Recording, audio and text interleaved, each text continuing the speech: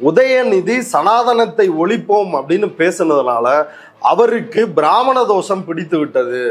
இப்ப யோசிச்சு பாருங்களேன், நாடர் தோஷமோ கொணர் தோஷமோ வன்னியர் தோஷமோ கூட வரல. இங்க தோசை எதுன்னா பிராமண தோஷம். அப்ப இந்து மதம் என்று இவர்கள் சொல்லுவது என்ன அப்படின்னா, சனாதனம் தான் இந்து மதம். சனாதனத்துக்கு அத்தாரிட்டி யார்? பார்ப்பனர்கள். அவ்வளவுதான். பாத பூஜை செஞ்சுட்டாங்கன்னா அவங்க சொன்னதையே ஏத்துக்குவோம். சரி செஞ்சுட்டாங்க, இப்ப திரும்பவும் ரங்கராஜ நரசிம்மனை கைது பண்ணிருக்கிறாங்களே, பிராமண தோஷம் வருமா வராதா? மாநிலத்தின் முதலமைச்சரையே வந்து அவங்களுக்கு தீட்டு. ஆமா, அவங்க வீட்டுலயே. ஆமா, யோசிச்சு பாருங்களேன். உமானந்த் கோட்சே மாமி என்ன சொன்னாங்க? நாங்க வந்து ராஜராஜனையே மிரட்டின ஜாதி, ராஜராஜனே எங்களை தொட பயந்தான், ஆதித்த கரிகாலனையே நாங்க வந்து கொன்னோம் அப்படின்னு அந்த மாமி பேசினாங்கல்ல. அந்த திமிரிலிருந்து வருகிறது இந்த திமிர்.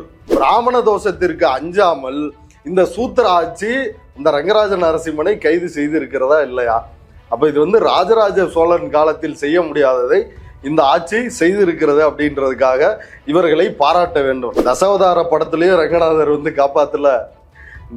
ஞாயிற்றுக்கிழமை ரங்கராஜனை கைது செய்யும் பொழுதும் ரங்கநாதர் வந்து காப்பாற்றவில்லை அப்படின்னா என்ன அர்த்தம்? உங்களுடைய மதவெறிக்கு நான் ஆளாக மாட்டேன் அப்படின்னு ரங்கநாதர் வந்து நிம்மதியா ஸ்ரீரங்கம் கோயில்ல படுத்து தூங்கிட்டு இருக்கிறார். தன்னுடைய வீடியோவுக்கு கூட தீட்டுப்பட்டு விடக்கூடாது அப்படின்னு பார்க்கின்ற ஒரு ஆசாமி தான் இந்த ரங்கராஜ நரசிம்மன். அப்ப அவருடைய அனுமதி இல்லாமல், அவரிடம் வந்து பேசாமல் அந்த வீடியோ கிளிப்பிங்கை பயன்படுத்த முடியாது. அப்படியே அந்த அவருடைய வீடியோ கிளிப்பிங்கை ரெட்பிக்ஸ்ல பயன்படுத்துறாங்க. அப்ப இதுல தெளிவா தெரியுது, A1 Rangaraja Narasimhan, A2 Redpix Felix, A3 வந்து களஞ்சியம். தமிழன் கோயில் கருவறைக்குள் வந்து போனா தீட்டாயிருமா, நீங்க எப்படி இப்படி பேசலாம் அப்படின்னு கேட்பதற்கு துப்பில்லாத இந்த ஃபெலிக்ஸ் இவர் என்ன சொல்றாருன்னா, உதயநிதியுடைய யோகிதைய உரசி பார்க்கறதுக்கு வந்து இருக்கிறாரு. வெக்கமா இல்லையா? அரண்சை நண்பர்களுக்கு வணக்கம். அரண்சை ஊடகம் சுயேட்சையாக இயங்குவதற்காகவே உருவாக்கப்பட்டது. நாம் செய்கிற வேலை உண்மையிலேயே மக்களுக்காக செய்கிறோம் என்பதை நீங்கள் நம்பினால், வாய்ப்பு இருந்தால் இந்த ரேசர் பே QR கோடுக்குள்ளே நீங்கள் வந்து அதை ஸ்கேன் பண்ணி எங்களுக்கு உங்களால் இயன்றதை விருப்பம் இருந்தால் ஆதரவு தெரிவிக்கலாம். அரண்சை நேயர்களுக்கு வணக்கம். நான் மதன் நிறுவலகன். இன்றைய நமது சிறப்பு விருந்தினர் தோழர் கரிகாலன் அவர்கள். நிறைய விஷயங்கள் வாதிக்க இருக்கிறோம், அவரை வரவேற்கலாம். வணக்கம் தோழர். வணக்கம் தோழர். ரங்கநாதன் நரசிம்மனை கைது செய்திருக்கிறார்கள். ஒரு ஆன்மீகவாதி.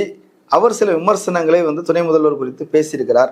அது இழிவாக இருக்கிறது அப்படின்னாலும் கூட நீங்க அவர் ஆமா இல்லைன்னு மறுத்து சொல்லலாம், மாற்று கருத்து சொல்லலாம், விவாதிக்கலாம். அதை விட்டுட்டு அவரை கைது செய்யறது சரியான ஒரு விமர்சனம் வருது. எப்படி பார்க்கிறீங்க? ரங்கராஜ நரசிம்மன் முதலில் விமர்சனம் வைத்தாரா அப்படின்ற அந்த கேள்விகளுக்குள் போவதற்கு முன்னாடி ரங்கராஜ நரசிம்மனை பற்றி தெரிந்து கொள்ள வேண்டிய பல்வேறு அரிய தகவல்கள் வந்து இருக்குது.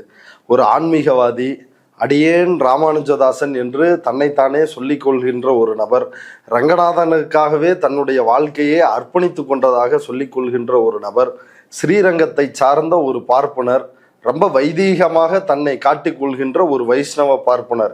இப்படிதான் அவருடைய தோற்றம் சமூக வலைதளங்களில், அவருடைய யூடியூப் சேனல்ல இருக்குது. ஆனா இந்த ரங்கராஜ நரசிம்மன் எப்படிப்பட்ட நபர்? அவரு அமெரிக்காவின் டல்லாஸ் நகரத்தில் வந்து வசிச்சுட்டு வர்றாரு. அப்போ அந்த நகரத்தில் அவர் வந்து கைது செய்யப்படுகிறார். எதற்காக கைது செய்யப்படுறாருன்னா, பொது வெளியில் ஜிப்பை கழட்டி, இது கேட்பவர்களுக்கு நாராசமாக கூட இருக்கலாம், ஆனால் பொது வெளியில் ஜிப்பை கழட்டி தன்னுடைய ஆண் உறுப்பை வெளியில் காட்டி சில சேட்டைகளை செய்கிறார். அவர் ஒரு ஆன்மீகவாதி இப்படி செஞ்சாரா? ஆமா, ஆன்மீகவாதி தான் இப்படி செய்யறாங்க. இப்ப தேவநாத குருக்கள் வந்து கருவறைக்குள் லீலையை நடத்தவில்லையா? இப்ப கடவுளை காப்பாற்றுவதற்காகவே கட்சி நடத்துகின்ற KT ராகவன் வந்து பூஜை அறைக்குள் சில பூஜைகளை செய்யவில்லையா? அது போலத்தான் இதை நீங்க வந்து எடுத்துக்கணும். இந்த மாதிரி வேலையெல்லாம் பார்த்துருக்கிறாப்புல. அங்க இருக்கின்ற போலீசார் அவரை கைது செய்து அவரை தண்டனை கொடுத்திருக்கிறாங்க.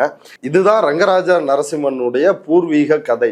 இப்ப இந்தியாவுக்கு வர்றாரு. இங்க வந்து என்னென்ன வேலை பண்றாரு அப்படின்னா, 2020 ஒரு வழக்கு போடுறாரு. அந்த வழக்கு என்னன்னா, தமிழ்நாடு அரசு, அன்றைக்கு இருந்த அதிமுக அரசு, ஒரு 1000 கிராம கோயில்களை தேர்வு செய்து அந்த கோயில்களுக்கு, இப்ப பெரிய கோயில்கள் இருக்குது இல்ல, மதுரை மீனாட்சி அம்மன் கோயில், ஸ்ரீரங்கம் ரங்கநாதர் கோயில், இந்த மாதிரி பெரிய கோயில்கள்ல அதிக டொனேஷன் வரும், அதிக உண்டியல் காணிக்கை வரும். அப்ப இந்த பணத்தை அந்த கோவில்கள், பழுதுபட்ட அந்த கோயில்களுடைய நிர்வாகத்திற்கு கொடுத்து அந்த கோவில்களை ஒரு புனரமைப்பு செய்யணும் அப்படின்னு முடிவு செய்யறாங்க. அதற்கு எதிராக கேஸ் போடுறாரு. கேஸ் போட்டு அதை தடுத்து நிறுத்துற முயற்சியில ஈடுபடுறாரு. இப்போ ஒரு பக்கம் கேஸ் போட்டு இவங்களே தடுத்து நிறுத்துறது, இன்னொரு பக்கம் பாருங்க இந்து கோயில்கள் எவ்வளவு பாழடைந்து விட்டது, திராவிட மாடல் அரசுகளால் இந்து கோயில் சீரழிந்து போய்விட்டது, நாத்திக ஆட்சியால் கெட்டு போய்விட்டது அப்படின்னு இவங்களே பிரச்சாரம் பண்றது. அடுத்து 2021 இன்னொரு வழக்கு தொடுக்கிறார். அந்த வழக்கு என்ன அப்படின்னா, தமிழில் அர்ச்சனை செய்யக்கூடாது அப்படின்ற ஒரு வழக்கு. இது எவ்வளவு பெரிய கேவலமான விஷயம். இந்த ரங்கராஜ நரசிம்மன் அப்படின்ற நபர் எவ்வளவு தமிழின விரோதியாக, தன்னை இந்து என்றும் தன்னை சனாதனவாதி என்றும் சொல்லிக் கொள்கின்ற இந்த நபர், இப்படியெல்லாம் சொல்லிக் கொள்றவங்க யாருடைய விரோதி? தமிழர்களுக்கு தமிழ் இனத்தின் விரோதி அப்படின்றத காட்டும் விதமாக ஒரு வழக்கை சென்னை உயர்நீதிமன்றத்தில் தொடுக்கிறாரு. அதுல நீதிபதி தெளிவா சொல்றாரு, தமிழ்ல அர்ச்சனை பண்ணக்கூடாதுன்னு ஆகமத்துல எங்க இருக்குது, நீ கிளம்பி போ அப்படின்னு செருப்பால் அடிச்சு இந்த ஆளை துரத்தி விடுறாங்க. இது ஒண்ணு. அடுத்து மயிலாப்பூர் கபாலீஸ்வரர் கோயில், அந்த கோயில்ல மயில் சிலையை வைத்து இந்த ஆள் ஒரு சர்ச்சையை கிளப்புகிறார். அதுல வேணு சீனிவாசன் அப்படின்ற ஒரு தொழிலதிபருக்கும் இவருக்கும் இடையில் தான் அந்த வழக்கு நடக்குது. அந்த வழக்கில் நீதிமன்றம் சொல்லுது, எதிர்த்தரப்பு குறித்து சமூக வலைதளங்களில் ஆபாசமாகவோ அவதூறாகவோ நீங்க எந்த செய்தியும் பதிவிடக்கூடாது அப்படின்னு அறிவுறுத்துறாங்க. அதையும் மீறி இந்த நபர் என்ன செய்யறாருன்னா, வேணு சீனிவாசன் குறித்து அருவருப்பாக சமூக வலைதளங்களில் எழுதுகிறார். இந்த நபரினுடைய வாடிக்கை, நீங்க எக்ஸ் பக்கம், அவர் எக்ஸ் பக்கத்துல இருக்கிறாரு, அதுல அவரை ஃபாலோ பண்ணீங்கனாலே தெரியும், மிக கேவலமாக ஒரு ஆன்லைன்ல ஒரு ரவுடியை போல செயல்படுபவர் தான் இந்த ரங்கராஜ நரசிம்மன். அவரை குறித்து கேவலமாக எழுதுகிறார். இந்த வேணு சீனிவாசனும் ஒரு பார்ப்பனர், அவரை குறித்து ஆபாசமா எழுதுறாரு.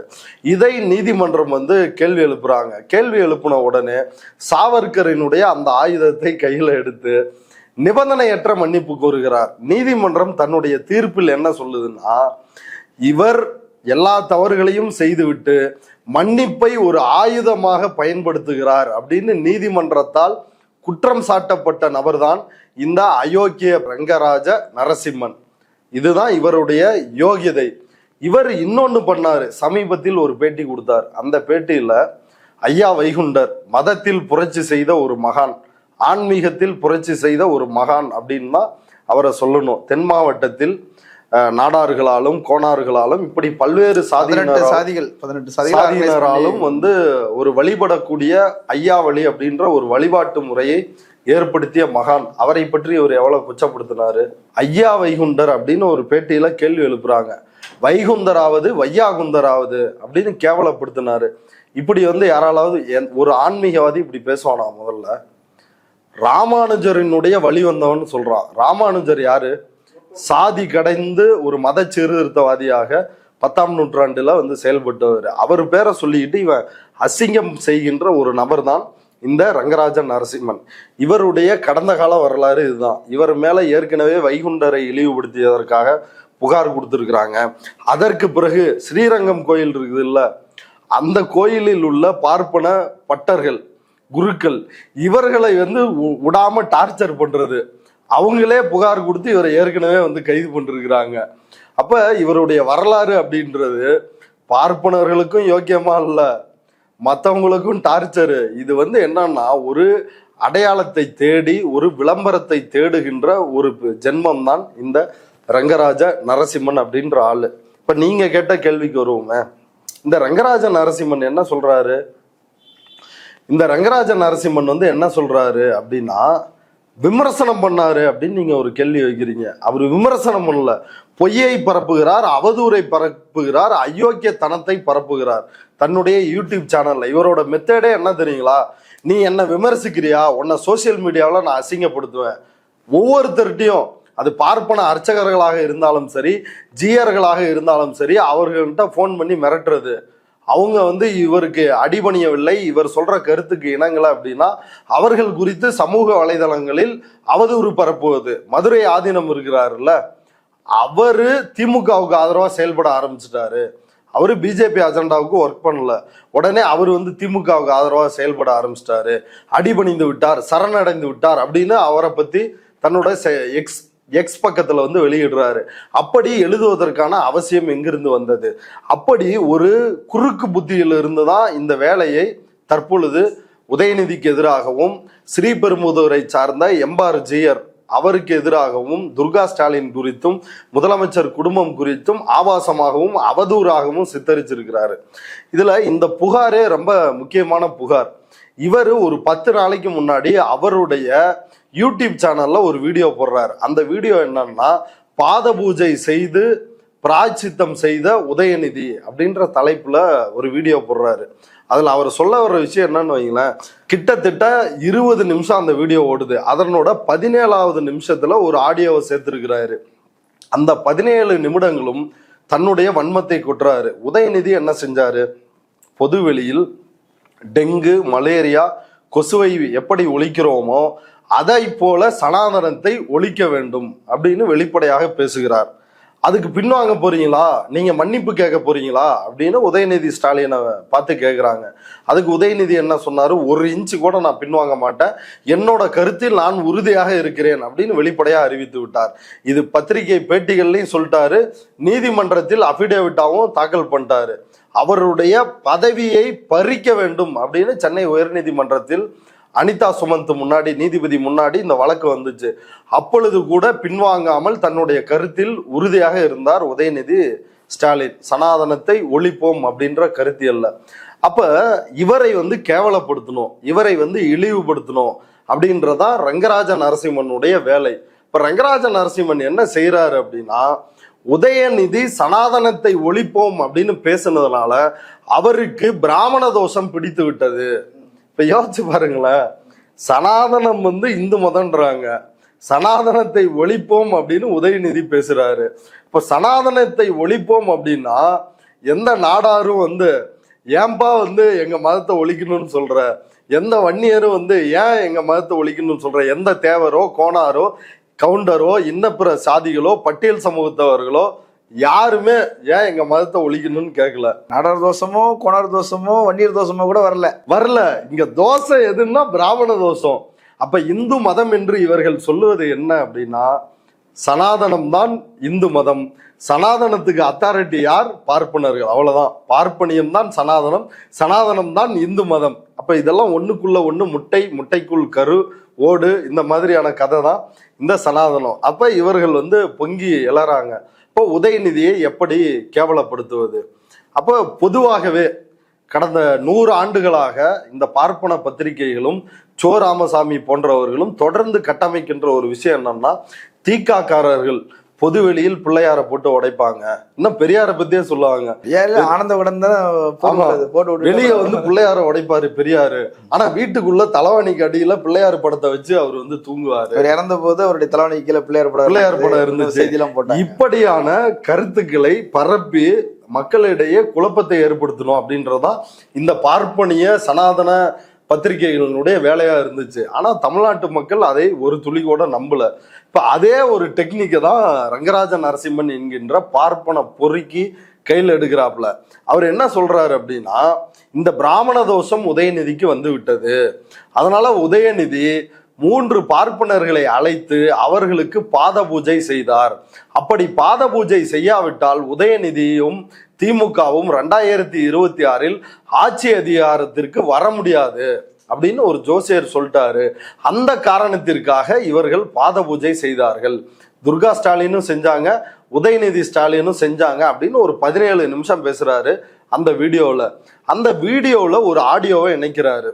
அந்த ஆடியோவை கேட்கும் பொழுது 2-3 நிமிடங்கள் ஓடுகின்ற ஒரு ஆடியோ. அந்த ஆடியோவை கேட்டாலே தெரியுது அது வெட்டி ஒட்டி திரிக்கப்பட்ட ஒரு ஆடியோன்னு, எடிட் செய்யப்பட்டது. ஆமா, அந்த ஆடியோவை கேட்குறப்ப ஒரு ஆடியோல ஒரு ஃப்ளோ இருக்கும். வணக்கத்துல இருந்து ஆரம்பிச்சு சரிங்க அப்புறம் பேசுவோம் அப்படின்ற வரைக்கும் ஒரு ஃப்ளோ இருக்கும். ஆனா அந்த ஆடியோவில் எப்படி இருக்கும்னா, ஆரம்பிக்கிறது இருக்கும் அடியேன் ராமானுஜதாசன் அப்படின்றதுல ஆரம்பிக்கிறாப்புல. நீங்க எதுக்கு உதயநிதி துர்கா ஸ்டாலினை சந்திச்சிங்க அப்படின்ற மாதிரி ஒரு கேள்வி எழுப்புறாப்புல. அதுக்கு அந்த எம்பார் மடத்து ஜியர் தெளிவா சொல்றாப்புல. அவரு 63 வயசு, ஒரு பெரியவர். அவர் சொல்றாப்புல, இல்லைங்க அங்க ஒரு ராமானுஜர் குறித்து புத்தக வெளியீட்டு விழா அங்க போனேன் அப்படின்றாரு. அதுக்கு இவர் நீங்க மடத்துக்கான சேவையை செய்யறதுக்கு தானே நீங்க துறவரம் போன்றிருக்கிறீங்க, நீங்க தனிநபருக்கு சேவை செய்யறீங்க அப்படின்னு அவரை மிரட்டுறாப்புல. மிரட்டுவதோடு மட்டும் இல்லாமல் அடுத்தடுத்து வார்த்தைகளை இவரே போடுறாப்புல. அங்க பாத பூஜை செய்ய போனீங்களா, அங்க சம்பாதனை வாங்குனீங்களா, காசு வாங்குனீங்களா, அப்படின்னு தொடர்ந்து வீட்டுல அடுத்த சாப்பிட்டீங்களா? ஆமா வீட்டுல சாப்பிட்டீங்களா அப்படின்னு கேக்குறாப்புல. அதாவது கேவலமா இருக்குது. இப்ப இந்த அப்படி சாப்பிட்டீங்களா அப்படின்னு கேக்குறது என்னன்னா, வைஷ்ணவ சம்பிரதாயத்தில் இருக்கின்ற ஒரு நபர் மற்ற ஜாதியினர் வீட்டுல வந்து சாப்பிடக்கூடாதான். அதை வந்து ரங்கராஜ நரசிம்மனும் கேள்வியா கேட்கிறாப்புல. அதற்கு இந்த ஜீயரும் ஐயோ நான் தண்ணி கூட தொடப்பல அப்படின்னு தொடல அப்படின்றாப்புல. இது எவ்வளவு கேவலமா இருக்குது. இந்த சாக்கடையை தான் வந்து நம்ம தலையெல்லாம் கொட்டி நம்மெல்லாம் இந்து வாங்க, நம்மெல்லாம் இந்து, பாபர் மசூதியை இடிப்போம் வாங்க, மதுராவில் இருக்கிற மசூதியை இடிப்போம் அப்படின்னு இந்த அயோக்கியர்கள் நம்மள கூப்பிடுறாங்க. மாநிலத்தின் முதலமைச்சரையே வந்து உங்களுக்கு தீட்டு. ஆமா, அவங்க வீட்டுலயே ஆமா, யோசிச்சு பாருங்களேன். இந்த திமிரு எங்க இருந்து வருது? சமீபத்துல இவங்க பேசுனாங்க, உமானந்த் கோட்சே மாமி என்ன சொன்னாங்க, நாங்க வந்து ராஜராஜனையே மிரட்டின ஜாதி, ராஜராஜனே எங்களை தொட பயந்தான், ஆதித்த கரிகாலனையே நாங்க வந்து கொன்னோம் அப்படின்னு அந்த மாமி பேசுனாங்கல்ல. அந்த திமிரிலிருந்து வருகிறது இந்த திமிர். அது ராஜராஜ காலத்துல இருந்தே எங்களை ஆட்ட முடியாது அப்படின்னு. ஆனால் இந்த சூத்திர ஆட்சியில் 4ஆம் வருண இந்த ஆட்சியில் ஆட்டி பார்த்து விட்டார்கள். இப்ப நான் கேட்கிறேன், சனாதனத்தை ஒழிப்போம் அப்படின்றதுனால பிராமண தோஷம் வந்துருச்சு, பாத பூஜை செஞ்சுட்டாங்கன்னா அவங்க சொன்னதையே ஏத்துக்குவோம், சரி செஞ்சுட்டாங்க. இப்ப திரும்பவும் ரங்கராஜ நரசிம்மனை கைது பண்ணிருக்கிறாங்களே, பிராமண தோஷம் வருமா வராதா? அப்ப இதை தெரிஞ்சுதானே அவங்க கைது பண்ணாங்கன்னு வச்சுக்குவோமே. அப்ப இந்த பிராமண தோஷத்திற்கு அஞ்சாமல் இந்த சூத்திர ஆட்சி இந்த ரங்கராஜ நரசிம்மனை கைது செய்து இருக்கிறதா இல்லையா? அப்ப இது வந்து ராஜராஜ சோழன் காலத்தில் செய்ய முடியாததை இந்த ஆட்சி செய்திருக்கிறது அப்படின்றதுக்காக இவர்களை பாராட்ட வேண்டும். நம்பர் 1.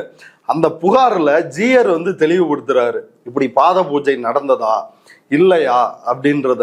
அதுல வந்து ஜீயர் சொல்றாரு, இப்படி புத்தக வெளியீட்டு விழாவிற்காக கலந்து கொள்ள நான் போனேன், அது மட்டும் இல்லாமல் இவரை அமைச்சர் சேகர்பாபு அறநிலைத்துறை அமைச்சரை சந்திப்பதற்காக நான் வந்து போயிருந்தேன் அப்படின்றத தெளிவுபடுத்துறாரு.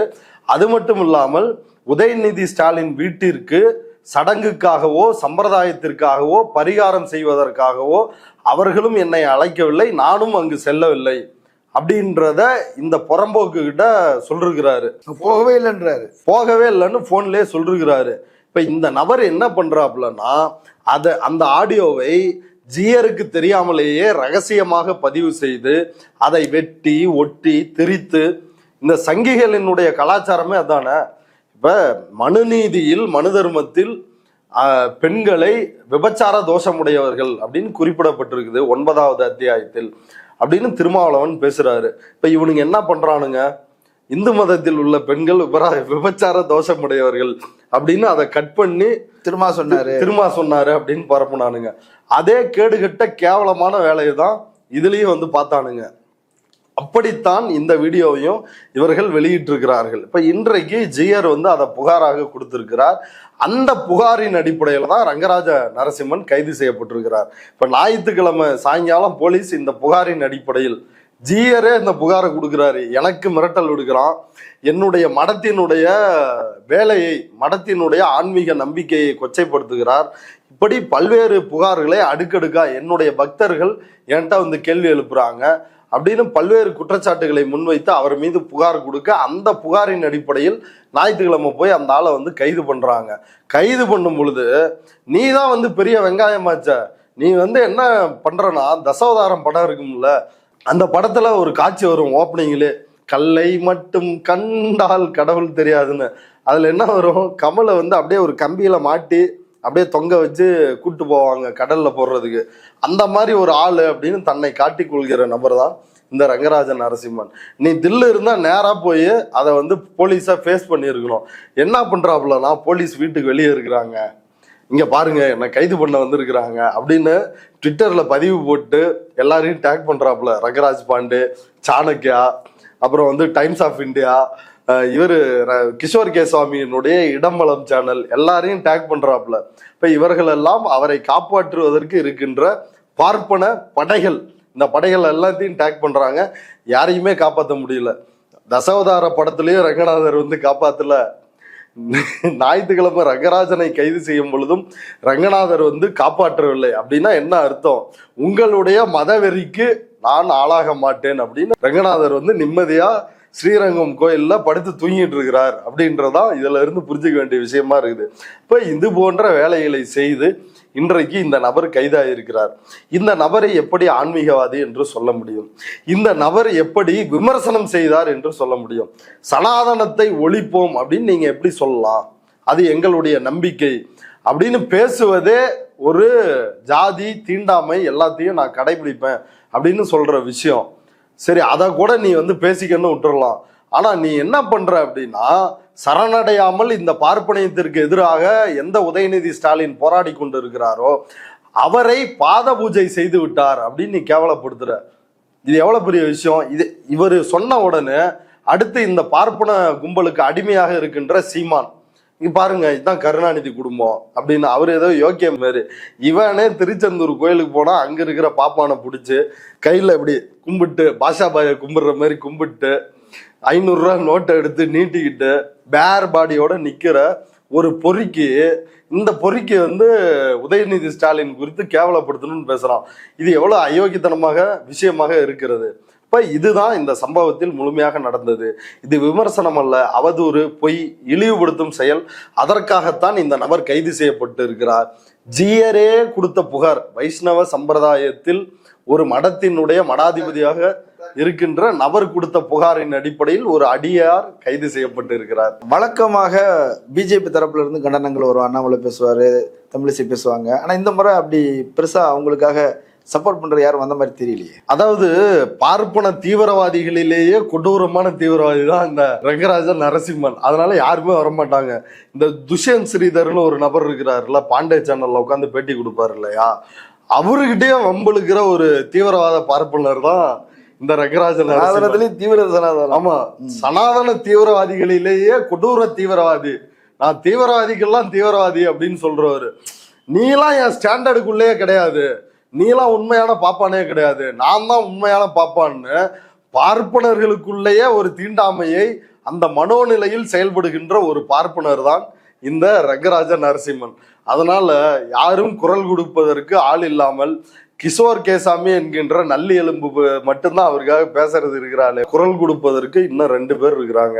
யார் அது? அந்த 2 பேர் யாருன்னா, ஒருத்தர் ரெட்பிக்ஸ் ஃபெலிக்ஸ் ஜெரால்டு, இன்னொருத்தர் நாம் தமிழர் கட்சியை சார்ந்த விழுப்புரம் நாடாளுமன்ற தொகுதியின் வேட்பாளர் ஐயா களஞ்சியம், மதிப்பிற்குரிய களஞ்சியம், சனாதன எதிர்ப்பு போராளி களஞ்சியம். அவர் தான். இவங்க 2 பேர் தான். அவங்கதான் ரொம்ப அதை தொடர்ந்து பேசிக்கிட்டே இருக்கு. ஆமா, தொடர்ந்து ஏன் பேசாம இருப்பாங்க?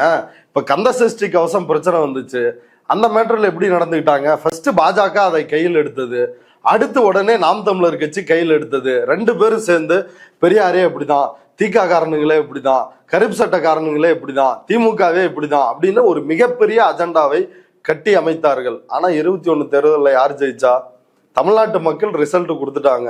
உண்மையான மக்கள் விரோதிகள், ஆன்மீக விரோதிகள் நீங்க தான்டா முருகனுக்கு எதிரானவங்கன்னு எல்லாரும் திமுகவுக்கு ஓட்ட போட்டு அந்தாண்ட கிளம்பிட்டாங்க. அப்ப அந்த விவகாரத்தில் எப்படி நடந்ததோ அதே போலதான் இந்த விவகாரத்திலும். முதல்ல ரங்கராஜன் நரசிம்மன் என்கின்ற பார்ப்பனர் இந்த விஷயத்தை கையில் எடுக்கிறாரு.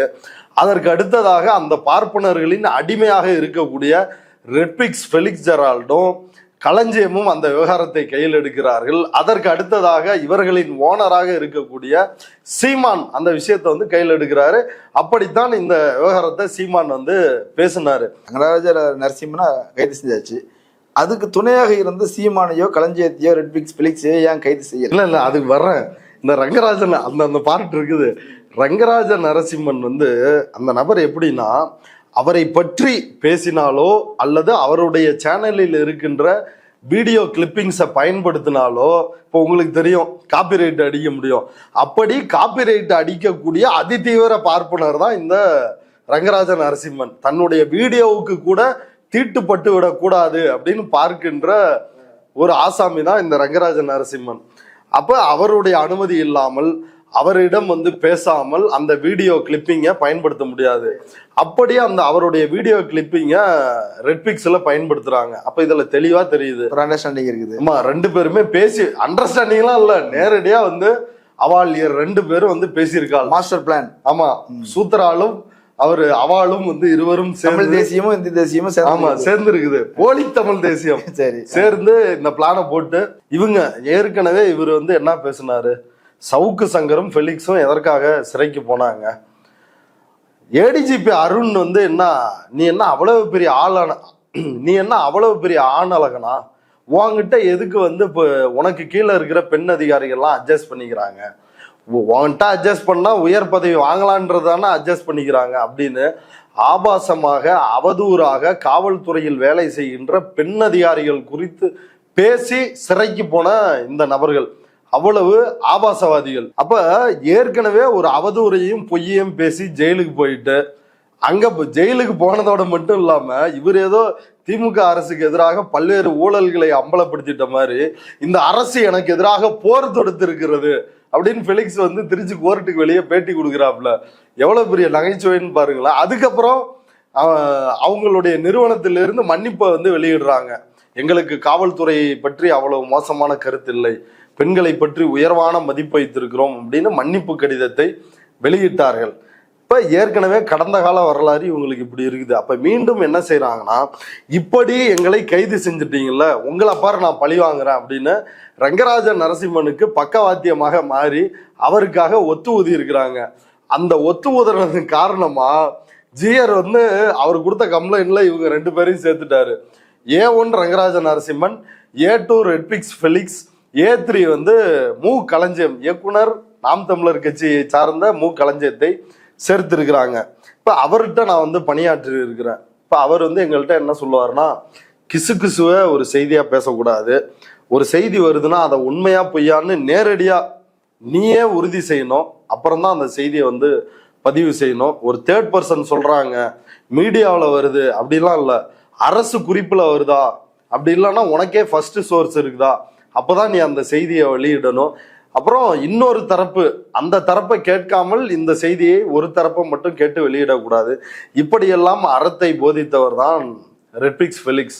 அவர் இன்னைக்கு எப்படி மாறிட்டார் அப்படின்னா, அஜெண்டாவுக்காக வேலை செய்கின்ற, கூலிக்காக மாரடிக்கின்ற ஒரு புரோக்கராக இன்றைக்கு மாறி நிற்கிறார். மாறி நின்றுட்டு உதயநிதி ஸ்டாலினை பழிவாங்க வேண்டும், திமுக அரசின் மீது அவதூறு பேச வேண்டும் அப்படின்றதுக்காக இந்த ஆள் பேசுனது உண்மையா பொய்யா, அந்த ஆடியோ வந்து உங்களை விட என்னை விட கிட்டத்தட்ட 30 ஆண்டுகள் இந்த ஊடகத்துறையில் அனுபவம் மிக்கவர் ரெட்பிக்ஸ் ஃபெலிக்ஸ்.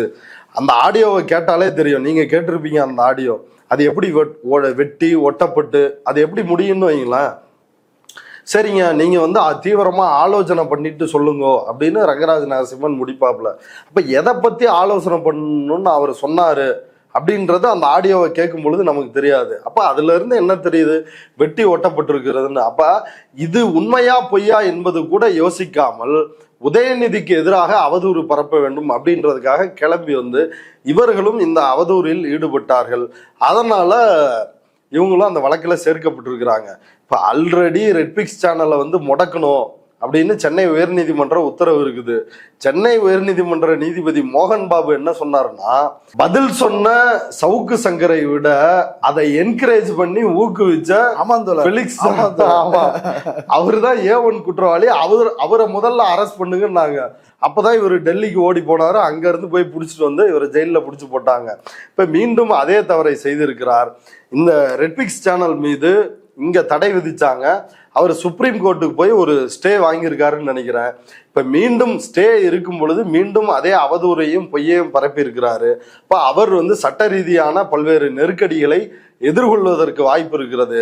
இப்ப நான் என்ன சொல்றேன் அப்படின்னா, களஞ்சியத்தையும் ரெட்பிக்ஸ் ஃபெலிக்ஸையும் கைது செய்து சிறையில் அடைக்க வேண்டும், அப்பதான் வந்து திருந்துவாங்க. எல்லாரும் ஒரு தடவை தவறு செய்யலாம், அதை வந்து தெரியாம நடந்துருச்சு நான் திருத்திக்கிறேன் அப்படின்னு சொல்லலாம். மீண்டும் மீண்டும் வந்து செய்யும் பொழுது அது வந்து தெரியாமல் செய்யற மாதிரி தெரியல, தெரிந்தே திட்டமிட்டு ஒரு அஜெண்டாவுக்காக செய்கிறார்கள். இவர்களை சிறையில் அடைக்காமல் இவர்களை திருத்தவே முடியாது அப்படின்றது என்னோட கருத்து. இப்ப இதுல இன்னொரு கோணம் இருக்குது நம்ம பார்க்க வேண்டியது. என்னன்னா, உதயநிதி பாத பூஜை செய்து விட்டார் அப்படின்னு அவரை இழிவுபடுத்தி நீங்க வீடியோ போடணும், அதை கொண்டாடணும் அப்படின்னு முடிவு பண்ணி களஞ்சியமும் ஃபெலிக்ஸும் நீங்க 2 பேரும் வந்து பேசுறீங்க. இதே ஃபெலிக்ஸ் சீமானை போய் பேட்டி எடுக்கிறாப்புல.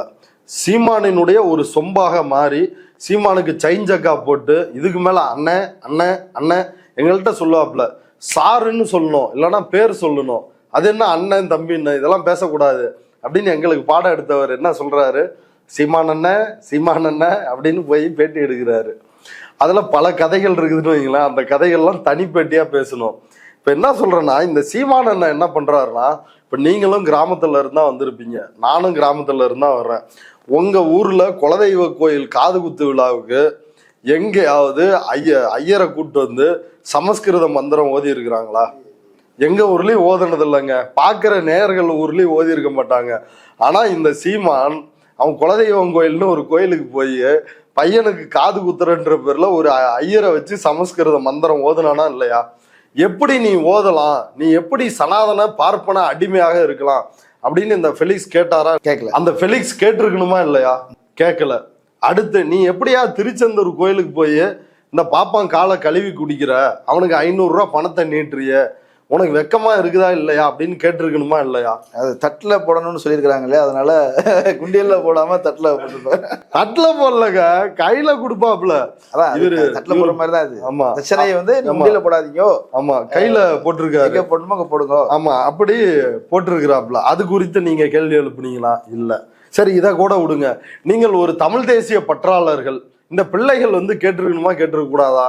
அனைத்து ஜாதியினரும் அர்ச்சகராவது முக்கியம் இல்லை, அன்னை தமிழ் மொழி கருவறையில் ஒலித்தால் போதும், பார்ப்பனர்களும் தமிழர்களே அப்படின்னு ஒருத்தர் பேசினாரு சீமான். அது எவ்வளவு பெரிய அயோக்கியத்தனமான ஸ்டேட்மெண்ட். எந்த பாப்பானாவது தமிழனா? அவனே தன்னை வந்து ஆரியன்னு தான் தன்னை அடையாளப்படுத்திக்கிறான். அவன் எங்க வந்து என்றைக்கு தமிழனானா? ஒண்ணு. ரெண்டாவது, பார்ப்பனர் அல்லாத மற்ற ஜாதிக்காரர்கள், பட்டியல் சமூகத்தோர் உள்ளிட்ட மற்ற பார்ப்பனர் அல்லாத சமூகத்தினர், இன்னும் ஓப்பனா சொல்லணும் அப்படின்னா அன்னை தமிழ் அர்ச்சனை மொழியா ஆக முடியல, தமிழன் வந்து கருவறைக்குள் நுழைய முடியல அப்படின்றது கிட்டத்தட்ட ஒரு 80-100 ஆண்டு போராட்டமா இப்ப வரைக்கும் தொடர்ந்துட்டு இருக்குது. அது குறித்து அதை இழிவுபடுத்தும் விதமாக சீமான் இப்படி பேசுறான். நீங்க எப்படிங்க இப்படி பேசலாம்? தமிழன் கோயில் கருவறைக்குள் வந்து போனா தீட்டாயிருமா? நீங்க எப்படி இப்படி பேசலாம் அப்படின்னு கேட்பதற்கு துப்பில்லாத இந்த ஃபெலிக்ஸ் இவர் என்ன சொல்றாருன்னா, உதயநிதியுடைய யோகிதைய உரசி பார்க்கறதுக்கு வந்து இருக்கிறாரு. வெக்கமா இல்லையா? இது பேரு ஜேர்னலிசமா?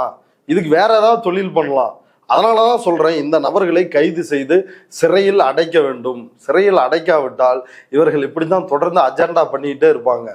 பாஜக உண்மையில் ஜனநாயகம் கோருபவர்களை சிறையில் அடைக்கிறது. திமுகவும் இந்த இந்தியா கூட்டணியில் உள்ள அரசுகளும் என்ன செய்யணும் அப்படின்னா, இதை உடைத்து ஒரு சனாதன பாதைக்கு தமிழ்நாட்டையோ அல்லது வேறு எந்த மாநிலங்களையோ அழைத்து செய்யணும்னு வேலை செய்கின்ற இந்த ஊடக புரோக்கர்களை ஈவிரக்கமின்றி ஒடுக்கி அவர்களை சிறையில் அடைக்க வேண்டும். அப்பதான் வந்து மக்கள் நிம்மதியாக வாழ முடியும் அப்படின்றது என்னுடைய பணிவான கருத்து. வதந்தி என்பது வேறு, கருத்து என்பது வேறு. அது விமர்சனம் இல்லை, அது கருத்தும் கிடையாது, ஒரு அவதூறு. அதுக்காக தண்டிக்கப்பட்டிருக்காங்கிறது தெளிவாக சொல்லியிருக்கிறீங்க. கலந்து கொண்ட கருத்துக்களை பயந்து நன்றி. நன்றி தோழர். நேரிலே மற்றொரு விருந்தினரோடு மீண்டும் சந்திக்கலாம். நன்றி.